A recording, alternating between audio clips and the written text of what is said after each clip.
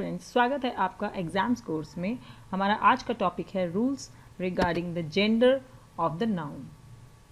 आज हम जानेंगे जेंडर ऑफ द नाउन के अकॉर्डिंग नाउन में कुछ रूल्स होते हैं, तो उसके बारे में जानेंगे जिन्हें हम सेंटेंसेस में फॉलो करते हैं। तो सबसे पहले अकॉर्डिंग टू जेंडर्स, जेंडर के अकॉर्डिंग नाउन के कुछ प्रकार होते हैं, जैसे कि मैस्कुलिन, फेमिनिन, कॉमन, न्यूटर। अब ये क्या है?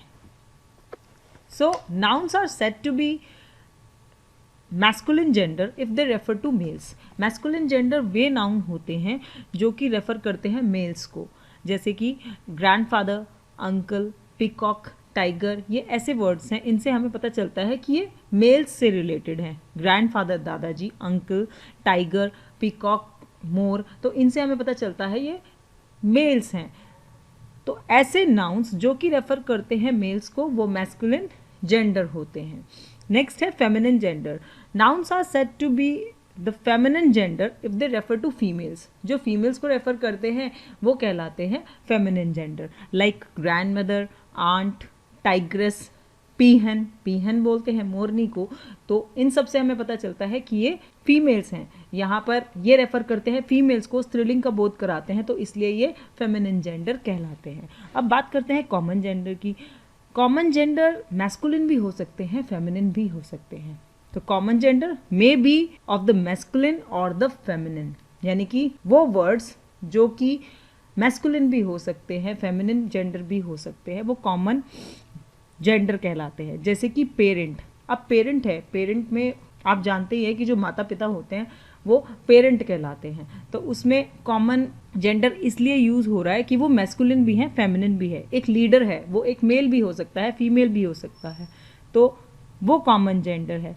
कज़न है, तो कज़न वर्ड ऐसा है कि वो मेल भी हो सकता है, फीमेल भी हो सकता है, कॉमन जेंडर है। डॉक्टर है, लॉयर है, ये ऐसे हैं जो कॉमन जेंडर कहलाते हैं, मेल भी हो सकते हैं, फीमेल भी हो सकते हैं। अब बात करते हैं न्यूट्रल जेंडर की। Neutral gender are neither of the masculine gender nor of the feminine gender, यानी कि ना तो वो मैस्कुलिन जेंडर होते हैं, ना पुल्लिंग होते हैं, और ना ही वो स्त्रीलिंग होते हैं। Like table, book, torch, pen, ये वर्ड्स ऐसे होते हैं। टेबल है, बुक है, टॉर्च है, पेन है, ना तो ये मैस्कुलिन जेंडर है ना ही फेमिनिन जेंडर है, ये न्यूट्रल जेंडर में आते हैं। ज़्यादातर जो न्यूट्रल जेंडर होते हैं वो यूजुअली नॉन लिविंग थिंग्स होती हैं। तो इस तरीके से 4 जेंडर्स होते हैं इंग्लिश में, masculine, feminine, common, neutral. Masculine जो कि हमें बोध कराते हैं कि वो मेल्स हैं, फेमिनिन जो कि फीमेल्स का बोध कराते हैं। कॉमन जेंडर वो होता है जो कि मैस्कुलिन भी हो सकता है, फेमिनिन भी हो सकता है, और न्यूट्रल ना तो मैस्कुलिन होते हैं ना ही फेमिनिन होते हैं। तो इसके अकॉर्डिंग कुछ रूल्स हैं जिन्हें हम अपने सेंटेंसेस में फॉलो करते हैं। तो वो क्या है, आइए उनके बारे में जानते हैं। Collective nouns, even when they denote living beings, are considered to be of the neuter gender. जो कलेक्टिव नाउन्स होते हैं, जो कि हमने आपको बताया था कि नाउन का एक टाइप है जो कि ग्रुप्स के नेम को एक्सप्रेस करते हैं। किसी भी ग्रुप का जो नाम होता है वो कलेक्टिव नाउन कहलाता है। तो जो कलेक्टिव नाउन्स होते हैं, चाहे वो लिविंग बींग्स को डिनोट करते हैं, उन्हें भी न्यूटर जेंडर माना जाता है सेंटेंसेज में। Young children and the lower animals are also referred to as of the neuter gender. उसी प्रकार से जो यंग चिल्ड्रन, छोटे बच्चे होते हैं, और जो लोअर एनिमल्स होते हैं, उनको भी हम इंग्लिश में न्यूटर जेंडर मानते हैं। जैसे कि यहाँ पर आपको एक एग्जाम्पल दे रखा है, the baby loves his toys. अगर देखा जाए तो ये सेंटेंस जो है वो इनकरेक्ट है, क्योंकि यहाँ पर बेबी के लिए हिज लगा रखा है। अब क्योंकि मैंने आपको बताया कि जो यंग चिल्ड्रन है, लोअर एनिमल्स हैं और कलेक्टिव नाउन है, इनको हम न्यूटर जेंडर मानते हैं। तो न्यूटर जेंडर के लिए अगर हम लगाएंगे तो वो हिज की जगह इट्स लगना चाहिए, कि बेबी अपने खिलौनों से प्यार करता है, तो यहाँ पर बेबी के लिए हिज नहीं आना चाहिए। करेक्ट करने के लिए हम इसको चेंज करेंगे इट्स में, क्योंकि हम इसको न्यूटर जेंडर मानते हैं ग्रामर में। So the baby loves it's toys, ये हमारा करेक्ट सेंटेंस रहेगा। नेक्स्ट है, when objects without life are personified, they are considered of। जिन ऑब्जेक्ट्स में लाइफ नहीं होती तो उनको हम क्या मानते हैं सेंटेंसेस में, इसके कुछ रूल्स हैं। तो देखते हैं। The masculine gender if the object is remarkable for strength and violence.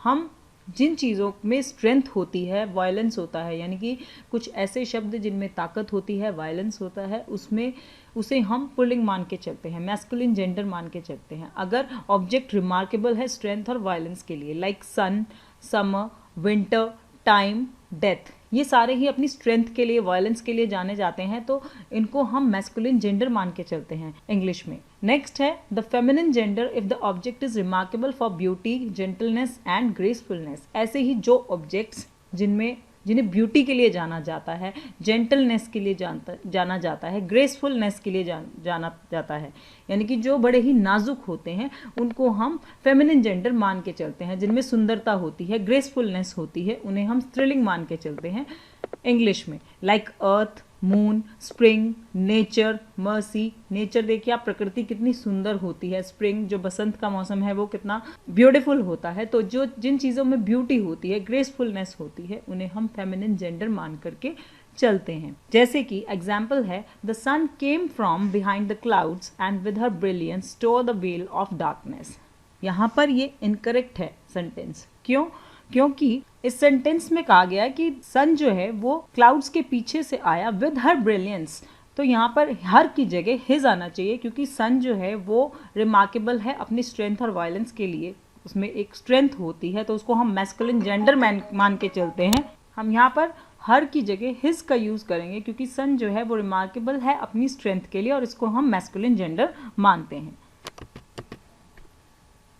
जो करेक्ट सेंटेंस है वो है the sun came from behind the clouds and with his brilliance tore the veil of darkness. तो इस तरीके से कुछ ये रूल्स हैं जो कि जेंडर ऑफ द नाउन के अकॉर्डिंग हम फॉलो करते हैं सेंटेंसेस में। इसके अलावा कुछ अपोस्ट्रोफी के भी रूल्स हैं जिनके बारे में हम नेक्स्ट वीडियो में बताएंगे। आपको अपोस्ट्रोफी के रिगार्डिंग जो रूल्स होते हैं नाउन के, उसे हम नेक्स्ट वीडियो में बताएंगे। जुड़े रहिए हमारे साथ। अगर हमारी वीडियो पसंद आए तो उसे लाइक करें और हमारे चैनल को सब्सक्राइब करें।